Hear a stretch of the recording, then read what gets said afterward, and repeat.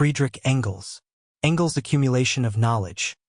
Like Marx, Engels accumulated vast knowledge across many subjects. Lenin admired Engels' memory and ability to enrich his memory with knowledge of all the riches that humanity has produced. Marx referred to Engels as a real encyclopedia. Engels, despite his remarkable memory, did not rely solely on it.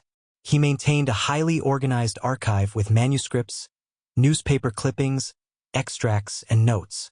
Engels' precision and organization. Engels' friends noted his extraordinary accuracy in his work. Paul Lafargue described Engels' workroom as impeccably organized, with no papers out of place, resembling a reception room more than a scholar's study. From a young age, Engels developed a strict approach to planning his work, adhering to strict deadlines. Engels' theoretical approach. His early works, such as The Condition of the Working Class in England 1845, serve as a model for approaching theoretical work. Lenin regarded this book as one of the best in world socialist literature, noting how Engels masterfully depicted the condition of the working class. Research for The Condition of the Working Class in England. Engels began research for this book at age 22 when he moved to Manchester in 1842. Over 21 months, he studied both literature on the subject and engaged in personal observation, visiting workers' homes, neighborhoods, and documenting their living conditions. His approach combined personal experiences with official reports, providing a thorough depiction of workers' lives. Impact and legacy of Engels' work. Marx cited Engels' research in Capital, with later official reports confirming Engels' detailed depiction of the working class. Engels revealed the misery of English workers so powerfully that it had a worldwide impact. Engels' revolutionary perspective saw the proletariat not just as a suffering class but as one whose conditions led them to fight for liberation through socialism. Engels' revolutionary viewpoint. Lenin emphasized Engels' merit in recognizing the proletariat as a force for socialist victory. Engels was the first to assert that the proletariat's suffering drives them to fight for socialism, an idea that was new at the time but has since become foundational to proletarian struggle. Engels' scientific and rigorous approach. Engels believed in treating socialism as a science, which required study and rigor. He emphasized the importance of theoretical education for revolutionary leaders. Engels was as demanding of himself as he was of others, constantly seeking to educate himself further. Engels and military science. Military science was a lifelong passion for Engels, not just as a theoretical pursuit but as a practical tool for the revolutionary movement. Lenin called Engels a great expert in military affairs, and Engels contributed to the development of proletarian military science. His knowledge of military affairs was essential for revolutionaries, and Lenin urged party members to learn from Engels' expertise. Engels' study of military affairs. In a letter to Wedemeyer, 1851, Engels described his commitment to systematically studying military science. He sought practical, real-world knowledge, not just theoretical concepts, studying tactics, fortifications, artillery, and military organization. Engels was determined to master military science to serve the revolutionary cause effectively. Engels' influence on future revolutionary leaders. Lenin and later Bolsheviks like Stalin, Voroshilov, and Frunze highly valued military knowledge as a critical aspect of revolutionary strategy. Engels' systematic and thorough approach to military science remains of great interest to revolutionaries. Engels' method of study. Engels approached the study of military affairs with a method that involved an in-depth understanding of concrete facts, attention to detail, and a systematic approach. This method was shared by Marx, Lenin, and Stalin, and required a clear focus on the purpose of accumulating knowledge, selecting important details, and separating essential information from irrelevant data. Systematic study.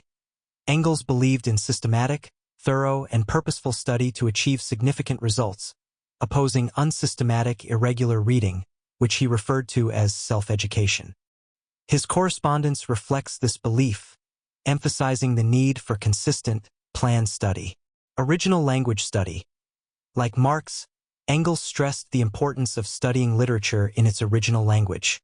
He placed great value on mastering foreign languages, particularly when it was necessary for revolutionary struggles. He studied languages like Russian to prepare for conflicts with Tsarist Russia, which was viewed as a major enemy at the time. Practical language study. Engels studied languages for practical revolutionary purposes. For instance, he began learning Slavic languages, including Russian, to be better prepared for future political conflicts. His language studies were always tied to the needs of the revolutionary movement, including knowing the cultures, histories, and institutions of the peoples involved. Mastery of European languages. Engels had an impressive command of European and ancient languages, Greek and Latin.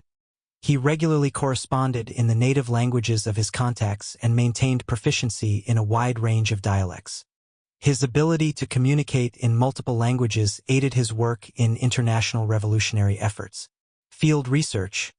Engels' deep engagement with dialects and languages extended beyond reading. He personally traveled to areas of linguistic and political importance, like Schleswig and Holstein during the Danish-Prussian War, to observe local dialects and study the languages spoken by the people. Comparative linguistics and historical materialism.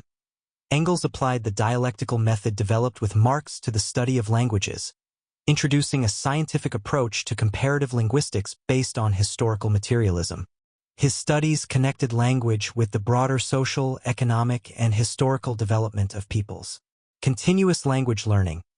Engels consistently revisited languages he had previously studied, carving out time from his revolutionary activities to maintain and improve his language skills. He sought to master languages thoroughly, ensuring that his knowledge of them was as complete as possible. Contribution to the international movement. Engels' mastery of multiple languages was instrumental in the creation of the First International and the organization of its sections across different countries. This linguistic ability significantly benefited the international revolutionary movement and played a key role in its development.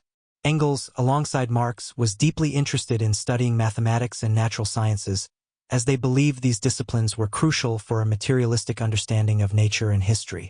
In the 1885 preface to Anti-Düring, Engels stated that both he and Marx transferred dialectics from German idealistic philosophy to a materialistic understanding of nature and history.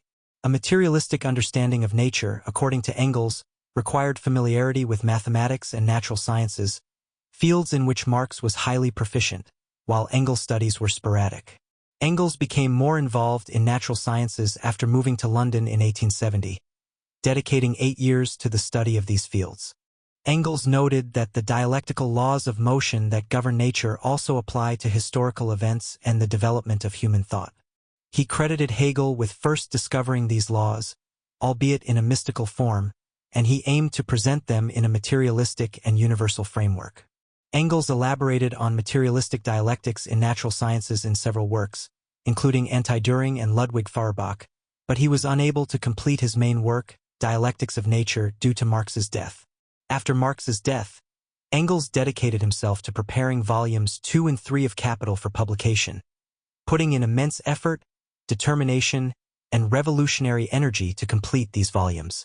Engels described his posthumous work on Marx's manuscripts as difficult, with multiple incomplete versions of Book 2 of Capital that needed extensive revision. In a letter to J. F. Becker in May 1883, Engels mentioned the challenges of working with Marx's manuscripts, calling it a labor-intensive process due to the meticulousness of Marx's writing. Engels worked intensively to prepare Volume 2 of Capital from 1883 to February 1885, overcoming various personal and professional obstacles. He had initially planned to start working on Volume 2 in June 1883, but was delayed due to various tasks, including organizing Marx's literary legacy, preparing a third edition of Capital, overseeing the English translation, and rewriting large portions of Volume 2. Engels faced a challenging workload, not only with Capital but also with managing Marxist papers, writing articles, and leading the international workers' movement. Despite illness, disruptions, and family responsibilities, Engels continued working diligently on Marx's manuscripts and Capital throughout 1883, though his work was slowed by a serious illness that kept him bedridden for 6 months. January 1884. Engels begins sorting out Marx's manuscripts for Capital Volume 2. He is anxious to publish it quickly but faces many challenges due to the incomplete nature of Marx's notes. Work on the first German edition of Poverty of Philosophy. Engels edits the German translation of Marx's Poverty of Philosophy and writes a long preface. March 1884.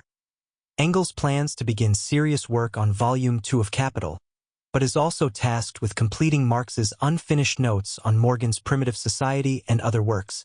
The Origin of the Family, Private Property and the State. Engels writes this book based on Marx's notes on Morgan's work. It becomes a key text of modern socialism, highly praised by Lenin for its historical and political accuracy. Engels' busy schedule. During the day, Engels works on major projects like Capital Volume 2 and Origin of the Family. In the evenings, he handles minor tasks like translations and reviews. June 1884. Engels finally starts drafting Volume 2 of Capital while continuing work on translations and reviews. Despite intense studies affecting his health, he dictates the manuscript while lying down, maintaining his focus. By October 1884, Engels has completed dictating the entire second volume and prepares it for publication, while simultaneously checking the English translation of Volume I of Capital and reviewing other tasks. November-December 1884. Engels carries out final edits of Volume 2, while preparing to republish Anti-Düring and revising The Peasant War. December 31, 1884. Engels announces that Volume 2 of Capital will go to press in January 1885. He reflects on the enormous work completed, including 2 versions of the entire text and 6 of individual sections. February 1885. Engels sends parts of Volume 2 to the printer and immediately begins work on Volume 3, working without a break. July 1885. Engels finishes rewriting Volume 3, ensuring the manuscript is legible and prepared for publication. Despite his worries, he feels relieved after completing the task. Delay in publishing Volume 3. Although Engels completed Volume 3 in 1885, it wasn't published until 1894 due to various challenges, including editing difficulties, health problems, and other pressing obligations related to Marx's works and the international socialist movement. Engels' leadership in the revolutionary movement. After Marx's death, Engels became the sole advisor and leader of European socialists, providing guidance to socialist movements in both advanced and backward countries, such as Germany, Spain, Romania, and Russia. Editing Marx's manuscripts. Engels had to meticulously reconstruct Marx's often fragmentary and illegible manuscripts for Volumes 2 and 3 of Capital, ensuring that they were coherent and true to Marx's voice. Legacy.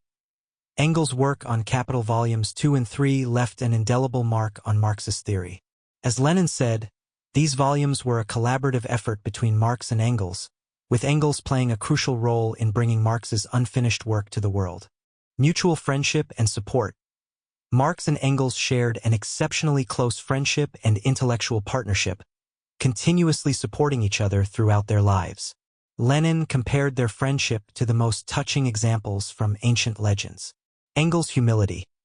Engels consistently positioned himself as a supporting figure to Marx, often describing his role as playing second fiddle. He had deep reverence for Marx both during his life and after his death. Marx's high esteem for Engels. From the beginning of their relationship, Marx highly valued Engels' intellectual capabilities. Marx considered collaboration with Engels essential to his work and praised Engels' early writings on political economy. Influence on Marx's focus on economics. Lenin suggested that Engels' influence was pivotal in Marx's decision to delve into political economy, which later led to Marx's revolutionary works in this field. Collaboration on major works. Early in their friendship, while living in Paris and Brussels, they co-authored important works like The Holy Family and the German Ideology, laying the foundations of their revolutionary theory. Productive correspondence.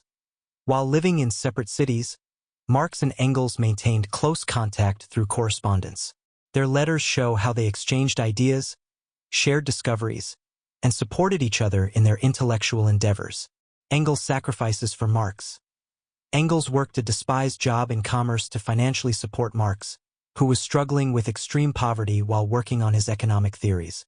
He also contributed by writing articles and doing translations to assist Marx. Assistance in economic theory. Engels provided critical support in the development of Marx's economic theories, offering feedback and engaging in deep analysis of Marx's ideas.